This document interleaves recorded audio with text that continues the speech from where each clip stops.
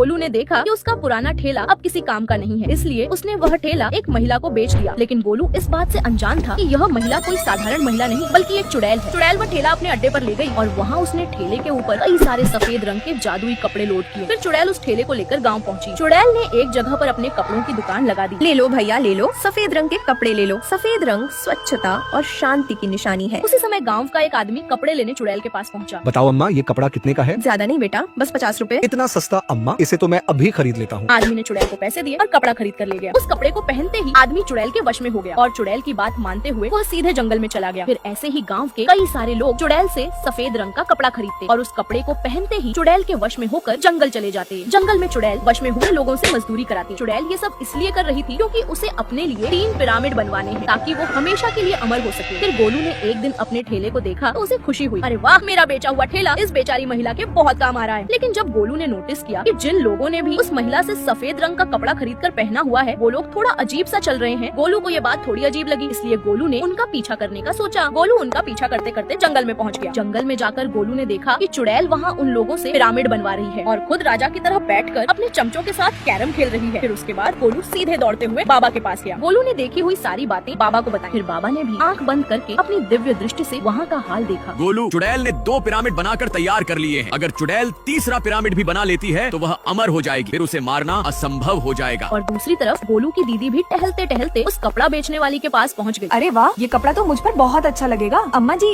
ये कपड़ा मुझे दे दो। गोलू की दीदी ने भी महिला से सफेद रंग का कपड़ा खरीद कर पहन लिया। फिर होना क्या था, दीदी भी चुड़ैल के वश में हो गई और सीधे जंगल चली गई। अरे मालकिन, ये लड़की तो पढ़ी लिखी लग रही है, हम इसे आर्किटेक्चर का काम दे देते हैं। चुड़ैल ने गोलू की दीदी को आर्किटेक्चर का काम दे दिया। अब दीदी नक्शा बनाकर मजदूरों से तीसरा पिरामिड बनवाने लगी और दूसरी तरफ बाबा ने गोलू को एक मटका दिया। गोलू, ये एक चमत्कारी मटका है, इसके अंदर हाथ डालते ही तुम्हारे अंदर सुपर पावर आ जाएगी। गोलू ने एक एक करके अपने दोनों हाथ मटके में डाले, जिसके बाद गोलू के हाथों में सुपर पावर आ गई। जाओ गोलू, तुम अब देर मत करो। फिर गोलू सुपर पावर के साथ सीधे चुड़ैल के पास पहुंचा। चुड़ैल, अब तेरा तमाशा खत्म। मालकिन, आज रात हम इसी बच्चे को खाएंगे। फिर गोलू ने पास में रखी एक चट्टान उठाई और ग्रैनी के ऊपर दे मारी, जिससे ग्रैनी उसी में दब कर मर गई। फिर उसके बाद इविल नन गोलू को मारने आई। अब गोलू ने इविल नन को ऐसा मुक्का मारा कि वो उड़ते हुए सीधे चांद में चली गई। फिर गोलू ने सबसे बड़ी चट्टान उठाई और उसे एक एक करके दोनों पिरामिडों के ऊपर फेंका, जिससे वो दोनों पिरामिड टूट गए। फिर चुड़ैल ने गोलू को मारने के लिए अपना आकार बहुत बड़ा कर लिया। तभी गोलू ने अपना हनुमान चालीसा निकाला और उसे पढ़ने लग गया। ऐसा करते ही गोलू के हाथ में हनुमान जी का गदा आ गया। फिर गोलू ने उस गदा को चुड़ैल के ऊपर दे मारा। गदा के हिलते ही चुड़ैल ब्लास्ट हो गई और वहीं